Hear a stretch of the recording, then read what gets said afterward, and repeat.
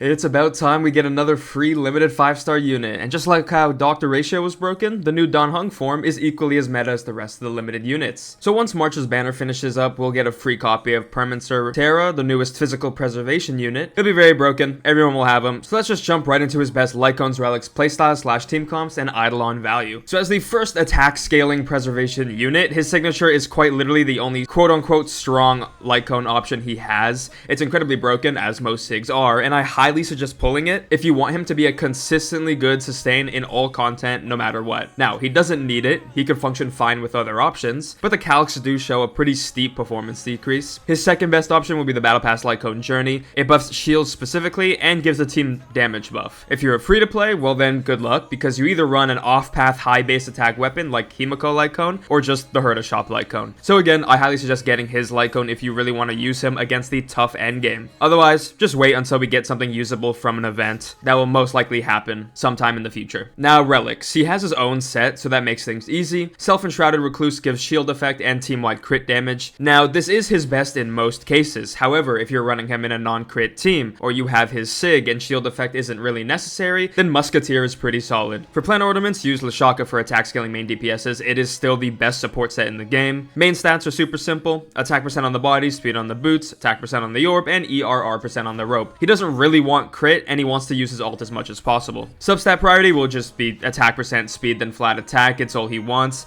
Yes, you can get some crit, but it's not really worth specifically aiming for. It's sort of just nice to get alongside everything else. Moving on to his playstyle and how he works. So like I said, he is a preservation unit, a shielder, who does good personal damage and gives a memo sprite to any unit he skills on. That's it. He provides some attack through his passive, but mainly a ton of shield and damage, so he's very universal. All you want to do is skill on a designated ally, and that's it. Parts of his kit give shield to the team, and you really do want to give the memo sprite to an attack scaling carry, because his memo sprite's damage does depend on how much attack the selected unit has. So let's look at his team comp options. I mean, he's a pretty universal sustain, but he does have a few team comps where he does very well in. Now, obviously, we'll first talk about his usage with Sunday. Since he gives any unit a memo sprite, pairing that with Sunday lets any carry unit unlock Sunday's broken 50% damage boost. For example, Finon. He's already crazy broken. You'll be using Sunday with him anyways, so having Dan Heng as the sustain makes him so much better. Another hyper carry that uses Sunday, Anaxa. He'll get massive value from him. Another notable team comp. Literally anyone who wants Sunday but doesn't have a memo sprite. So kind of like half or like 2/3 of the roster in the game. So clearly this man is just a massive account upgrade for everyone. Thank God they're giving him for free, because this new endgame is something else. But anyways, let's finally cover the last section, Eidolon Value, and I think it's clear that his signature has more value than his E1. With that being said though, his E1 is actually very broken. So what does it do?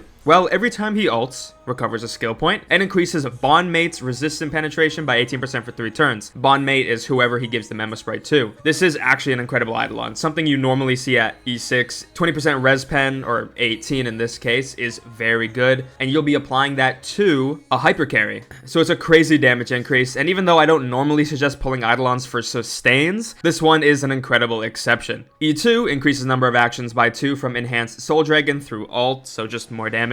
After Dan Heng ults, Soul Dragon advances action immediately and does more damage, plus more shield. This essentially gives them a ton more energy, damage, and survivability. It's a very good Eidolon to stop for light spenders. They normally make E1 and E2 amazing. E4, please don't be garbage this time, and 20% less damage taken. Okay, E6, when the Bond Mate is on field, enemies take 20% more damage. The Bond Mate ignores 12% defense, and when Dan Heng ults, it does way more damage. This is overkill. As usual, it is completely broken. You never need E6s ever. He's perfect at E0, and E1 is amazing if you want to do a little bit extra. But like I said, we will get him for free. Most people will pull his Lightcone, and then E1 is the final upgrade that is worth it. And that's everything for Dan Heng Permansor Terrae. Listen, it's great that we're getting another free character, but come on, Hoyo, give us what we really want, okay? A free 5-star limited Arlan reskin.